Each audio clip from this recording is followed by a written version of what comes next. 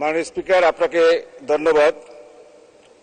আমি ৭১ বিধিতে মাননীয় পানি সম্পদ প্রতিমন্ত্রীর দৃষ্টি আকর্ষণ করে নোটিশ দিয়েছি। আমার নোটিশের উত্থাপনীয় বিষয় ভোলা জেলার দৌলতখান উপজেলার মদনপুর ইউনিয়ন রক্ষায় বেড়িবাঁধ নির্মাণ প্রসঙ্গে। আমার নির্বাচনী এলাকা দুইটি উপজেলা নিয়ে গঠিত, দৌলতখান এবং বাঁওয়াদিনে। এই দৌলতখানের ৯টি ইউনিয়নের ভিতরে এই মদনপুর একটি বিচ্ছিন্ন ইউনিয়ন। মূল ভূখণ্ড থেকে ইঞ্জিন চালিত নৌকা যোগে এই ইউনিয়নে যেতে ৪৫ মিনিট থেকে ৫০ মিনিট সময় লাগে। মাননীয় স্পিকার, এই চরে ৪,৫০০ ভোটার, ১০,০০০ লোকের বসবাস।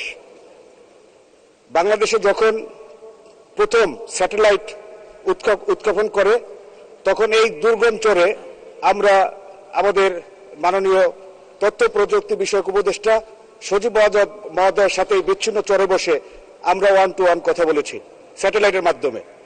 এই চরের মানুষের অনেক প্রত্যাশা, যেহেতু এই বিচ্ছিন্ন চরটিকে মাননীয় তথ্য প্রযুক্তি উপদেষ্টা সজীব জয় বেছে নিয়েছেন এবং তখনই আমাদের এই চর অঞ্চলের মানুষ তার কাছে দাবি তুলেছিল যে আমাদের এই চরের ১০,০০০ লোকের নিরাপত্তার জন্য এই চরের চতুর্দিকে একটি বেড়িবাঁধ নির্মাণ করে এই চরের মানুষকে